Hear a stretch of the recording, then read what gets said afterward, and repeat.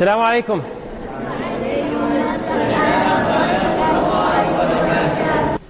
I fear for you guys from falling into backbiting and gossip.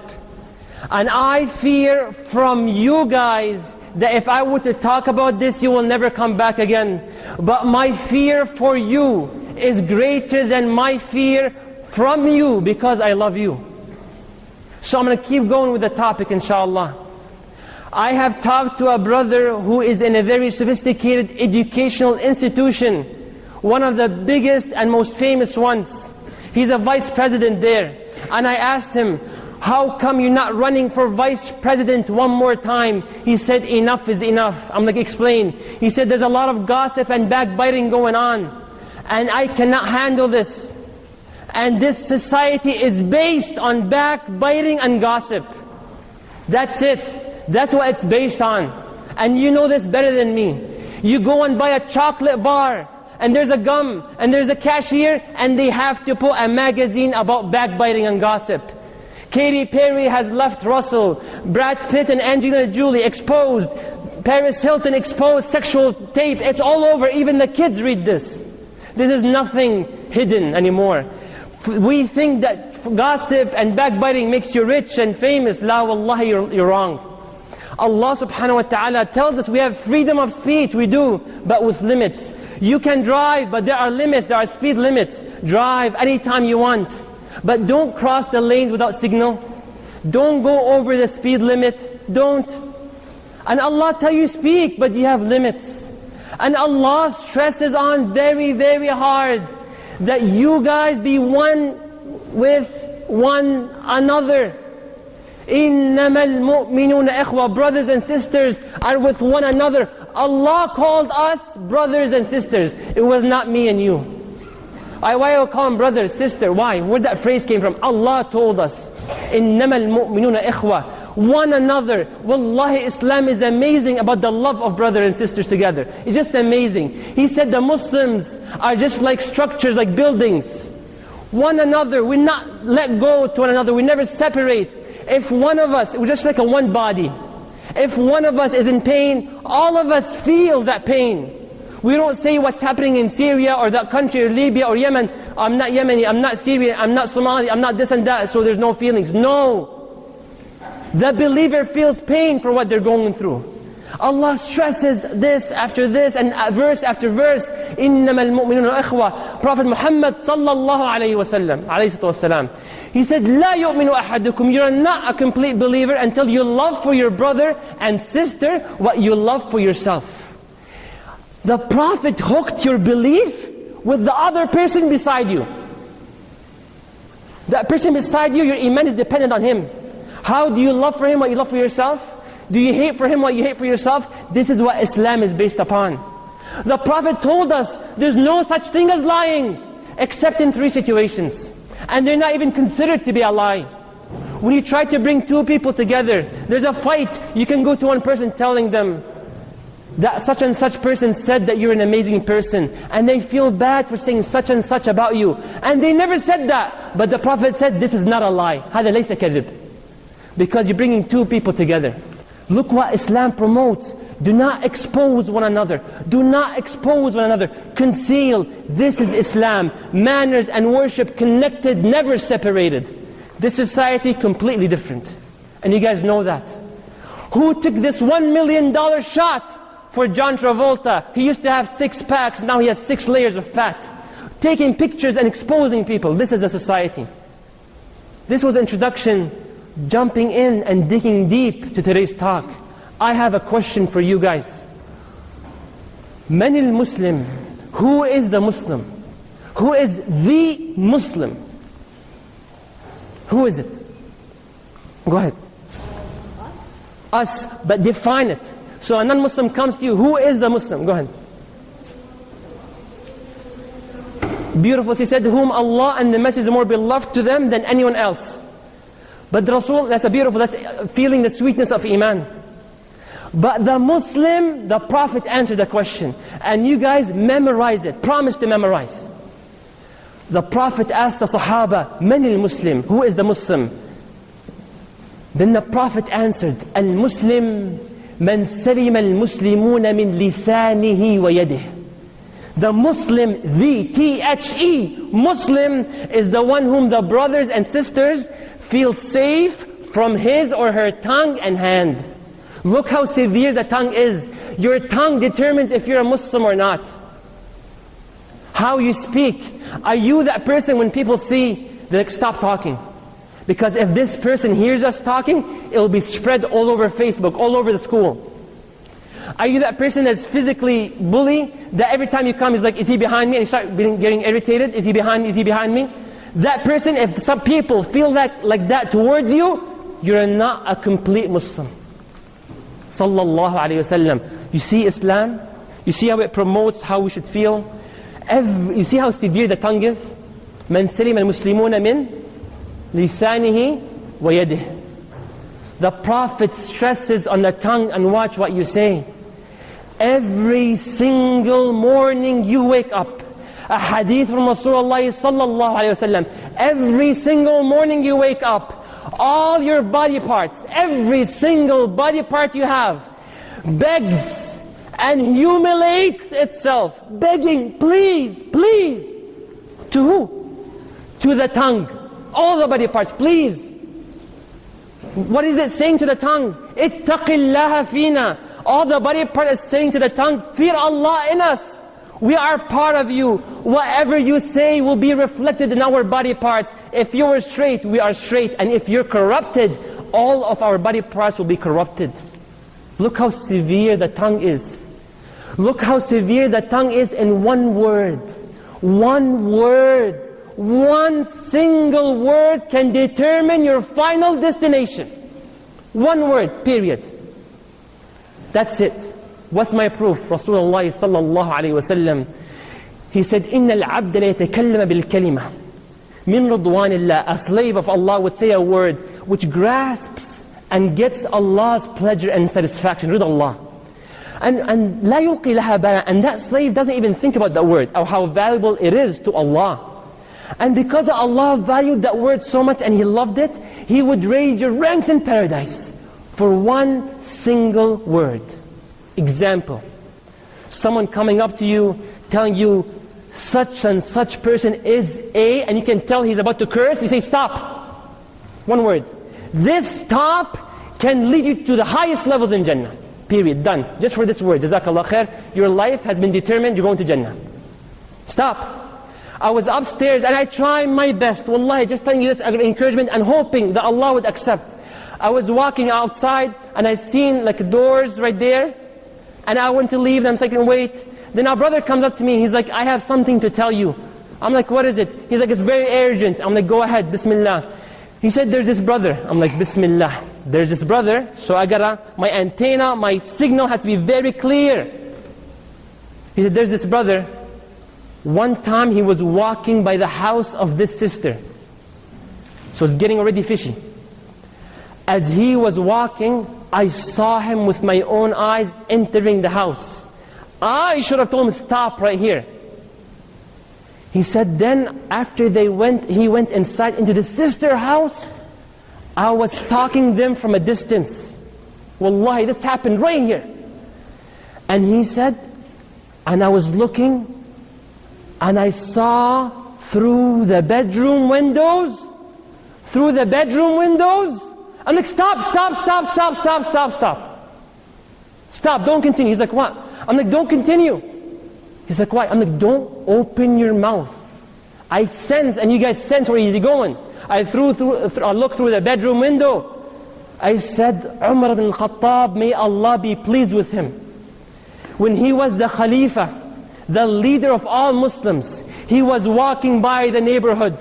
He seen and he heard a guy and a girl sleeping with one another, and they're not married. He went to Ali bin Abi Talib. He told him, Ya Ali, I have seen them and I have heard them doing this and that. Give them the punishment. He said, Ya Umar, if you say their names, I'm gonna whip you. He is the Khalifa of the Muslims. He said, do you have 3 more witnesses?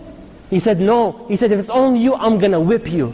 He said, Ya Ali, I've seen them and I've heard them. He said, just pronounce it and you're gonna get whipped. This is Islam. covering the people even if you've seen them and you've heard them doing sexual acts.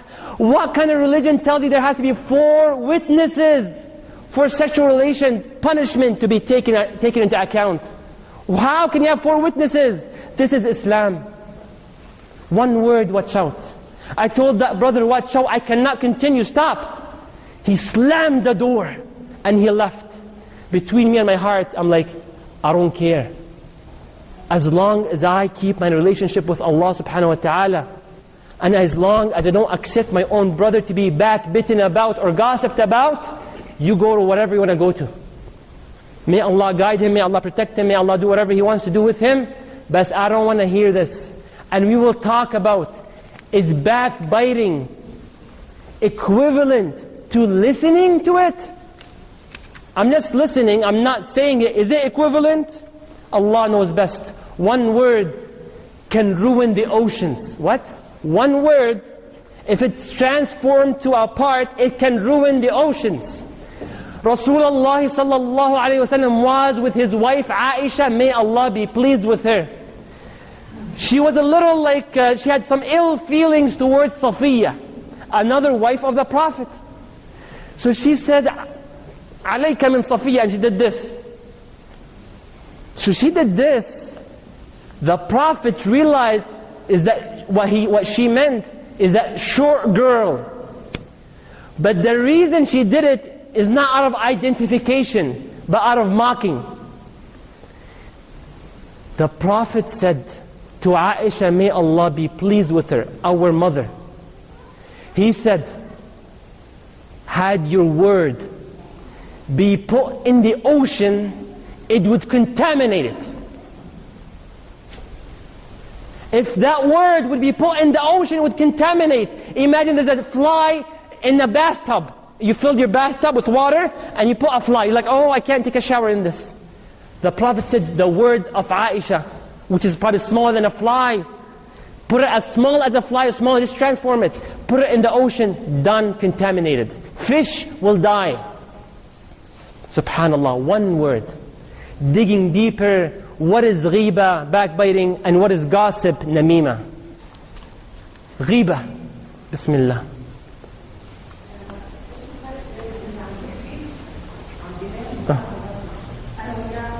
Beautiful question. What's the difference between ghiba, between hearing it and hearing it and saying it, صح? I put this line all the way at the end of the talk. But I'm just telling you this, wallahi, out of just learning it, wallahi. But the one who asked the question is my mother. And I'm not going to go any forward until I answer her question, with all respect. And this can be the best lesson you get out of this halaqa tonight. Mama, Habibti.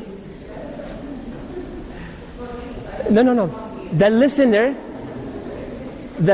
of the ghiba, الذي يسمع الغيبة, has equal punishment to the one that says it. Equal. Rasulullah sallallahu alayhi wa sallam, one time a man went to the Prophet Muhammad sallallahu alayhi wa sallam. He told him, Ya Rasulullah, zanayt, I committed fornication, adultery. Then the Prophet moved away from him. He went from the other side, Ya Rasulullah, zanayt. He moved away from him, didn't respond. Ya Rasulullah, zanayt, 3 times. Then the Prophet ignored him, hoping that he would just leave and repent by himself. He went for the 4th time, Ya Rasulullah, zanayt. The Prophet moved away from him. The 5th time, he said zanayt. The Prophet asked him explicit questions. Did you go all the way?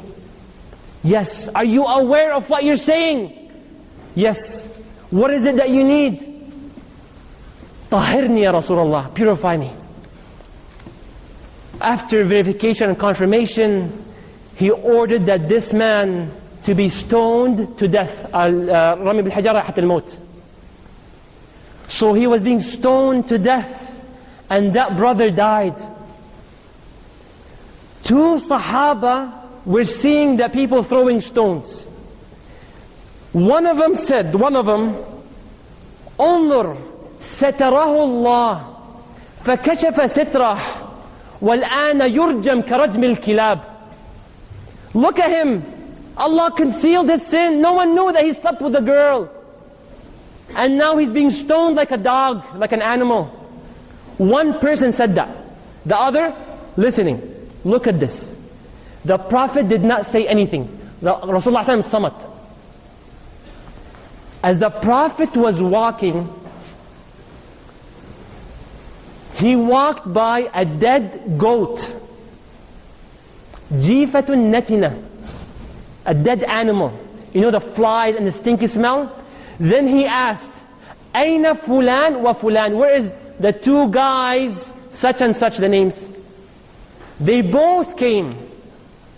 Then the Prophet said, Kula, both of you, the listener and the speaker, eat from this dead goat. We argue, is McDonald's halal or haram?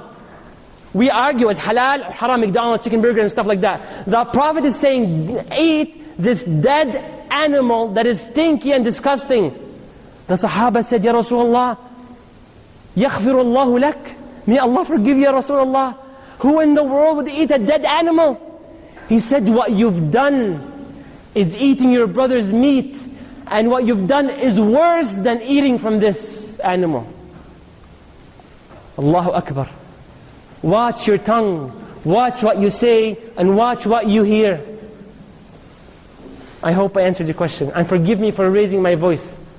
عشان for the rest to hear. سمحيني على صوتي شوي. جزاك الله خير. So ghiba and namima. Ghiba, backbiting. The Prophet asked the Sahaba. He makes them think. I want to ask you a question. If a person would ask you, what's backbiting, what's ghiba, what do you answer? The Prophet gave it in four words. You can take 10 words. Any volunteer really quick? Mal ghiba? Very shy? I just hope you don't know what it is because you never do it. Go ahead.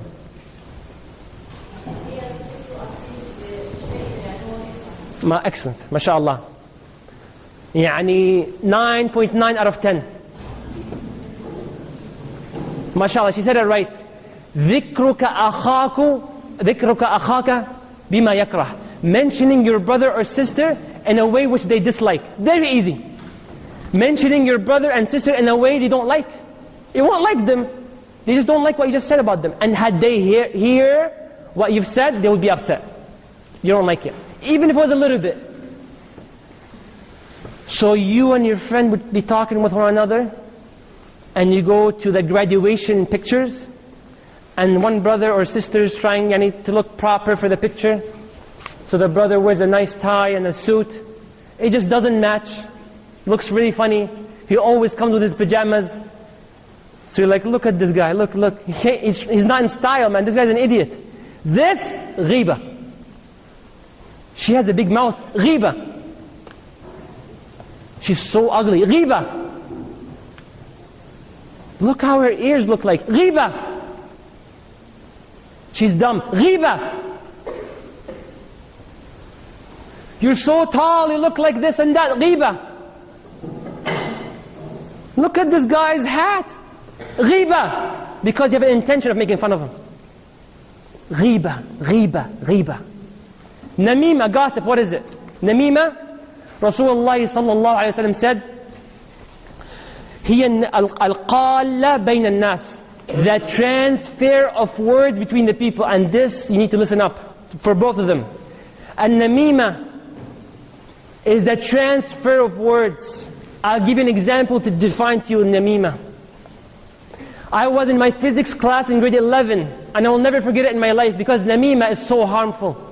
It's so much pain, and everyone that Allah punishes for ghiba and namima is deserving of it because you hurt us, and you deserve it. And Allah is the most just, and He will not punish anyone or reward anyone. He will not punish anyone unless they deserve it. Grade 11 physics class at Miss Oni Orson in Forster High School. A Muslim brother went to one person, told him, you see this guy right there? What about him? He's saying about you 1, 2, 3. Saying stuff about you. This is the core of namima. You know what she said about you? She said, I don't know what to tell you. I'll tell you, okay, but don't tell anyone. she said about you, around the girls, that you're probably dating such and such guy and talking to him online. Namima, 100%. That person then went to the other guy, that's my class, back to the story. He told him, you see, he went to the guy whom he pointed to. He said, you see that guy? He's saying this, this and that about you. So then he sat at the back. And he was looking at both of them, giving looks and anger, grade 11, they're not kids. And he was looking at him, upset. And one guy started giving fingers to the other. You talk this about me? I will show you. And the other guy said, you talk this about me? They could not hold it. In the middle of class, they kept punching each other. And fight and fight and fight. And this guy at the end, I've seen him laughing. He was a Muslim. The guy who was talking about was a Muslim. And the guy talked about was also Muslim. This is the core of namima, and you know very well it happens around. Gossip. Gossip, gossip, gossip. Just yesterday, there were an actor and an actress. It was a musician, Nicki Minaj, having dinner with another guy. The one that took the photograph could not handle this. He said, oh, such and such Nicki Minaj and this person are now dating. Namima. This girl, you know what happened to her? What? This guy proposed to her and it didn't work out. Tayyib, what happened? I'll tell you what happened. I think the guy found out something about her past. This is ghiba. That girl going to the girl who was talked about. Do you know what she said about you? She said that that guy rejected you because he knew something about your miserable past. Namima. I think that hopefully it's clear. Enough examples. And I want to move on into the punishments. This is the reality. Namima and ghiba in English. Ghiba in English is namima, gossip. That's the big money. Gossip is big money. The punishment is over your imagination. Some of you, I will say a hadith you've never heard before, and most of you have heard most of what I will say, inshallah. The punishment is so large. Example, when I were to call my family in the Middle East or so on, telling them that if I were to drive my car while I'm talking on the phone, there's a fine of $500. Like, what? What kind of punishment is that? $500 for talking on the phone? We can live for 3 months for $500, for a great penalty. Let's dig deeper. And before we move on to the punishment, I ask you a question. Is ghiba, backbiting, namima, gossip a minor sin or a major sin? Major sin. MashaAllah, most of you know that. One of the indicators to know if a sin is major or minor, you know how? Learn this. Shaykh Abdul Bari Yahya taught us that if Allah said this sin has a punishment in this life and in the hereafter, it's a major sin. If there's dual punishment. Hereafter and in this life. And sometimes only in this life or hereafter, and our Prophet would say it's a major sin or so. I'll divide it into punishments, uqubat fi dunya, punishments in al-barzakh, in the grave, in the life of the grave, and punishments on the Day of Judgment. One of the first punishments in this life is that what the person is trying to seek after gossiping and backbiting, is fame and love. I love to hang out with this person because they're funny. They talk about that person funny. They walk and make fun of people like that. Like, I'm making fun of fat people. I make me funny. That person, it will go opposite of what he or she is seeking. And you guys know that. They try to backbite. I'll mention 6 punishments really quick. Number 1, it will go against you. People will not like you when you're exposed. People will not love you anymore when they know you have a big mouth. People don't like that. And in the same one, when it goes against you, Allah subhanahu wa ta'ala, most of you know the first half, and many don't know the second half. If Allah hates a person or dislikes a person, He would call Angel Jibreel, Ya Jibreel, Inni abghad fulan, I dislike such and such person. Jibreel immediately hates and dislikes that person whom Allah mentioned.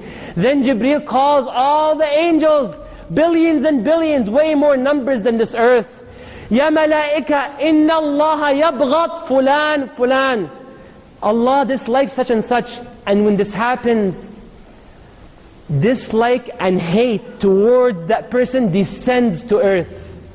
And for some reason, you might know people like that. The moment you see them or hear about them, A'udhu Billah, I don't want to talk about that person. This is enough. That's what Allah subhanahu wa ta'ala makes. Number one is that it goes against you. Number two, punishment is that you will continue to worry. Worry and worry and worry. Did she hear me? Will she ever know what I said about her? And then you tell that person and you backbite. Look at her dress. She's not in style. The colors don't match. She thinks she's cute, but she's ugly. And then what happens is that you tell that person and you move away. And then you're like, will she ever tell her what I said about her? Happens, huh? Will he tell him that I told him that he can't even play soccer properly? And you keep living in worry and worry. And the moment you see that person speaking with the person you were talking about, you freak out. Like, are they talking about what I said? Then you go to that person, say Wallah, you didn't tell her.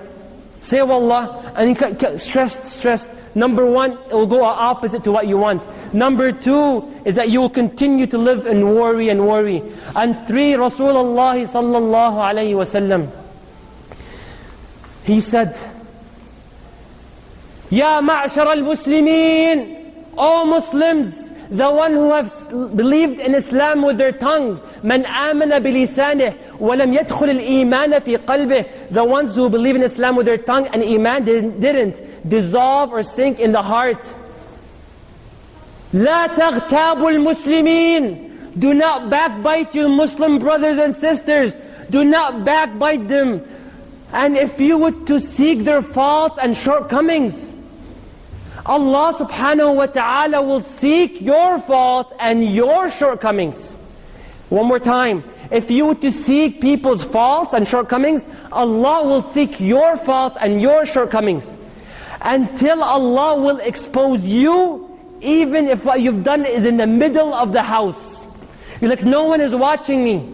How do people know about this? Because Allah exposed you. Because you're trying to seek and stalk people and make sure, is she really doing this? Is he really doing that? Allah will expose you. Number one, what was it? What was number one? What was number one? It'll go against you. Two, worry. Three, Allah will expose you if you're seeking to expose other people. Number four, your Iman will be eaten and destroyed. Al-Hasan al-Basri said, إِنَّ الْغِيبَةَ تَأْكُلُ إِيمَانَ الْعَبْدِ كما يأكل أسرع مما يأكل الدود الجيفة or الميت. The ghiba, backbiting, eats up your Iman just like how the worms eat a dead body, but at a faster pace. So your khushu' is down, your Iman in Allah is down, you don't know what's going on, you don't feel the Qur'an as much. Watch out, maybe watch your tongue. Yeah. Number five, subhanallah, this is just in dunya, we didn't even move on. Allah subhanahu wa ta'ala says, أعوذ بالله من الشيطان الرجيم. يا أيها الذين آمنوا اجتنبوا كثيرا من الظن يا أيها الذين آمنوا اجتنبوا كثيرا من الظن إن بعض الظن إثم ولا تجسسوا ولا يغتب بعضكم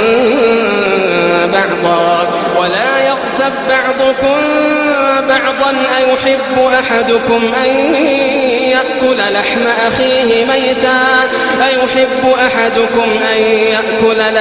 أخيه ميتا فكرهتموه واتقوا الله إن الله تواب رحيم. And you guys, the ones that came here for many weeks, they know that this is not my attitude. But this is very severe. And when a sister from amongst us comes up to me, about to cry, saying, brother, I went to ask a brother a question in one of my classes, and after I asked him one question, brother, I'm like, what happened? The next day at school, all the girls were saying that we're doing something together. Wallahi, fear Allah. Why would you do this to the sister? Fear Allah. Wallahi, fear Allah. Don't say that about the girl. She's asking her brother a question. You have no business to say anything about both of them. If you did, then you ate their body. She was about to cry in front of my face. Why? Ittaqillah, whomever does that. A guy and a girl asking one another a question. I'm telling you, That sister that asked a brother a question, I'll be honest, that's not the best choice. You go to other girls first. You go to other sisters. None of them are there. None of them can help you. Your teacher cannot help you. Then there's only that one brother. Bismillah, tawakkaltu Allah, and make it limited. Don't make it your first choice. Another brother and sister, they cannot walk anymore properly. They're just obsessed about what people will say. I'm like, why? He called me at night one time, complaining, brother. I'm like, what's going on? He said, everyone at my school, and her school, and their school, whatever country they live in, they may not be in Windsor, it might be a different country, they're just talking trash. Saying this and that, and I'm telling you, I'm speaking from my heart, because more than half of you go through this. For the wallahi, if I were to open my laptop, showing you the emails I get, you're like, now I feel why you're speaking like that. Stop, stop, stop. Punishment in the grave. This was just dunya. It was just dunya. Punishment in the grave. May Allah protect me and you. Wallahi, wallahi. No humbleness, no trying to be Mr. Fancy Guy. I'm giving this talk, you know why? For me before all of you, wallahi. This talk specifically, I was just writing it, Majid, wake up. Majid, wake up. Watch what you're listening, watch what you're saying. Some of the Salaf, they used to say, I will not say a single word for the past 40 years. I've never said a single word for the past 40 years, except that I have prepared an answer to Allah to why I said this word. So whenever you want to talk about a person, think, why am I saying it? And if I were to meet Allah, how would I respond to Him? Think of the words you were talking. Think of the words that you've said. And think of the times if you did backbite before.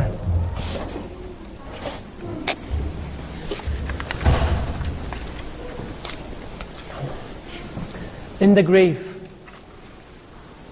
Qatada says, he's a great scholar, he said the punishment of the grave is for 3 reasons.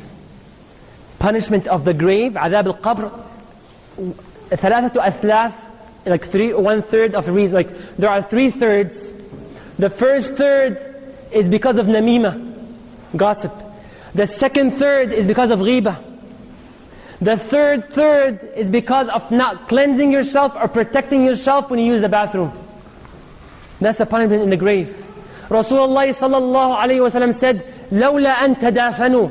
If you didn't bury your people, I would make dua to Allah to allow you to hear the punishment in the grave. But because you bury your families, so Allah covered the noise of the punishment. The Prophet Muhammad ﷺ walked by 2 graves. The first grave he walked by, he told the people, Sahaba, these 2 graves are being punished. وَمَا يُعَذَّبَانِ بِكَبِيرٍ. They're being punished, but not for something they thought it was major. They thought it was just a word. You know what? She's an idiot. He's a bum. Look how he shoots like a homo. It happens. Look how he shoots and make fun of him. These words, that person is being punished for namima. And another narration for ghiba. The second grave the Prophet walked by, he said this person is being punished because they never purified or protected themselves when they use the washroom. Subhanallah. That's the punishment. The second punishment in the life of al-barzakh after the person dies. Rasulullah sallallahu alayhi wa sallam said, when he descended all the way to meet Allah subhanahu wa ta'ala, he said, on my way there, I've seen people with copper nails. Adfar min nuhas. Copper nails. They're scratching themselves and their chest. The Prophet said, Man haula? Who are these people? Jibreel answers, these are the people that ate their brothers alive on earth, and they were insulting them and ruining their reputation and talking trash about them. Scratching their face and chest all the way until the day of judgment. Subhanallah. Rasulullah sallallahu alaihi wasallam, one time he was telling the people his dreams, and the Prophet's dreams are false or true? True. Every dream he has is true. Hilm al-anbiya, ru'yat al-anbiya, haqq. What happened is that he was dreaming and he got 2 people, one guy on the right, one guy on the left. walking with the Prophet. The Prophet doesn't know who are these people. As they were walking, they went by a group of people. One person in a river of blood, the other person in like an oven, and groups and groups and groups. Every time the Prophet say, who are these people? The people say, intaliq, move on, don't worry about it, move on. The Prophet never got an answer. He said, I walked by a group of people. They got hooks of hadid, steel, iron. They grab the right side of their mouth and they rip it all the way until the back. Then they grab the right side of their nose and they rip it all the way till the back. Then they put it in their eyes and they put it all the way until the back. Then they move to the other side. They put the hook in their mouth and they rip it all the way till the back. And they put it in the eyes and they put it all the way till the back. And they put it in their nose and all the way in the back. And by the time they're done the first half, the other half goes back to normal. Who are these, Ya Jibreel? Who are these? And they say, intaliq, don't worry. After going throughout the dream, it's a long dream, maybe one day we'll cover it. The people on the right and the left were angels. They said, Ya Rasulullah, you see these people that were doing the hooks? You know who are they? Who were they? Exactly. And it's specifically gossip. They would say a lie. That's how the Prophet defines it. Memorize it. These people would say a lie. يَكْذِبُ الْكَذِبَ تَصِلُ إِلَى الْآفَاقِ. They would lie about a person. They would gossip. You know when they see something going on and just assume something? And then they would say, see that person? I think they're doing 1, 2, 3 at night. They're talking to this guy or whatever. Or I think they're dating after school. Whatever that case is. And this case becomes so famous. Doesn't it happen? We say a sentence and next day like the whole school knows what's going on. This is the person that will rip themselves apart. May Allah protect us. Say Ameen. May Allah protect me and you from being in this act. Say Ameen from your heart, ya akhi. On the day of judgment. Are we not done? La. We're nowhere near being done. And I summarize as much as possible. I told my wife, I can speak hours and hours about this. That's the phone, right?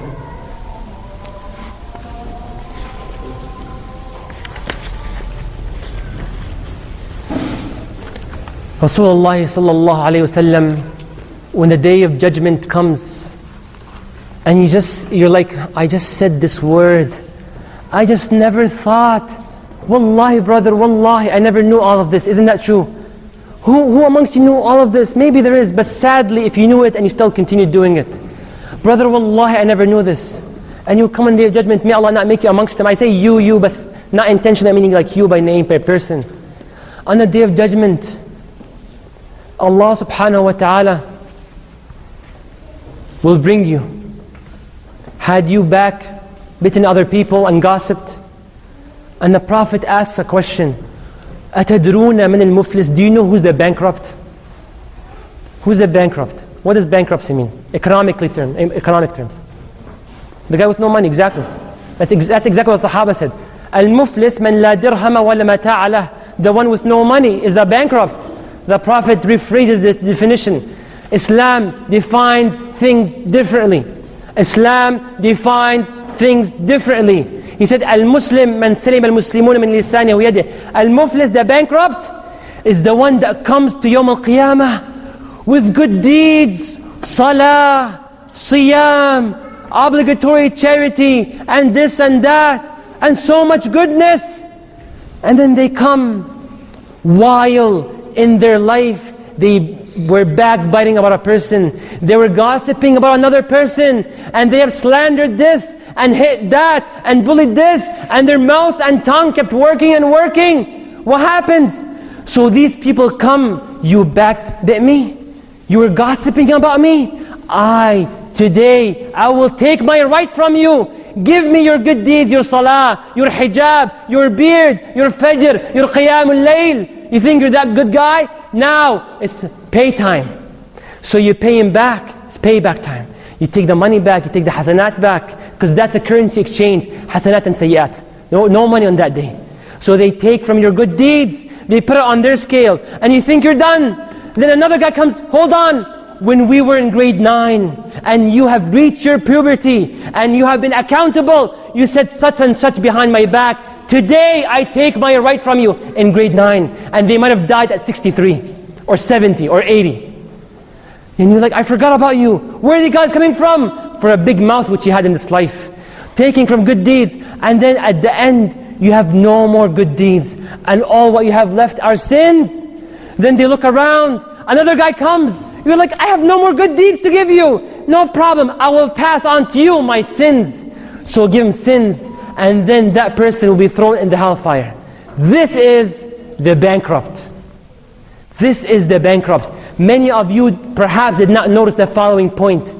Couldn't Allah bring that man with no good deeds and a lot of sins and just go to Jahannam? Why did Allah show us, and why did the Prophet tell us that they will come with good deeds, they'll be taken away? So you can feel the pain which you put in the heart of people. So you can see you vanishing. So you can feel the pain, and they can feel the relaxation that you talked so much about us. You ripped us. You were a reason why I didn't get married and I got postponed till 2-3 years. Yes, a ghiba can be a reason. It's qadar Allah, but it can be a reason. Yawm al-Qiyamah, brothers and sisters, another punishment. Rasulullah sallallahu alayhi wa sallam says 4 words.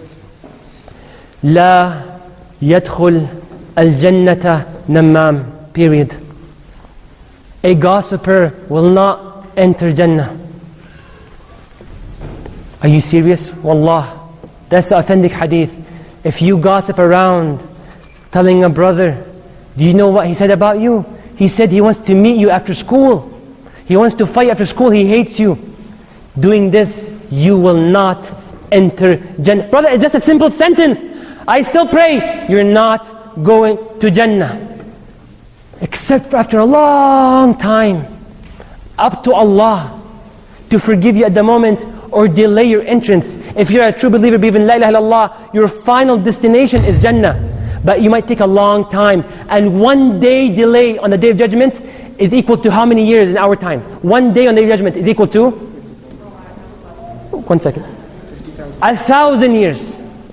كَأَلْفِ سَنَةٍ مِمَّا تَعُدُّونَ. 1 day in the time of Yawm al-Qiyamah is equal to 1,000 years. So is it worth it? Repeat after the Imam, the Muazzin.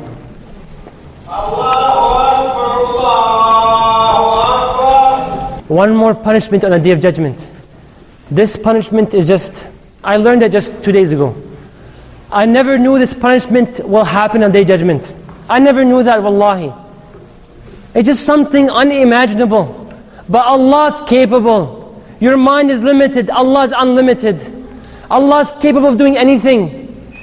The one who backbites on the Day of Judgment will come. The person who he has backbitten will come with the body.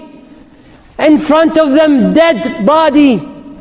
And Allah will order a person to call, you eat this body just like how you ate them in this life.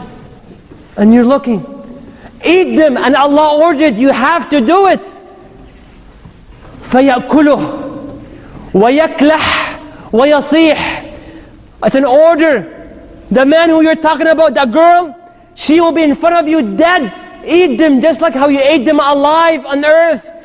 So the Prophet says, فَيَأْكُلُهُ, you will start eating them. وَيَكْلَحْ. What does yaklah mean? Yaklah means your upper lip will go as far as here. And your bottom lip will go as far as the middle of your chest. You open your mouth. We make fun of snakes. We think they're ugly. We can't look at them. On the Day of Judgment, you will be like a snake. And you will eat them and you will cry out loud as you're swallowing the body. She's stupid. You deserve it. She's dumb. You deserve it. I have so many examples. And I'm sure, wallahi, I'm sure, you can come and give me real examples of backbiting and gossip. Brother, I beg you. Tell us, how can we erase this? I have done it, brother. I have listened to it, brother. What can we do? Now, really quick.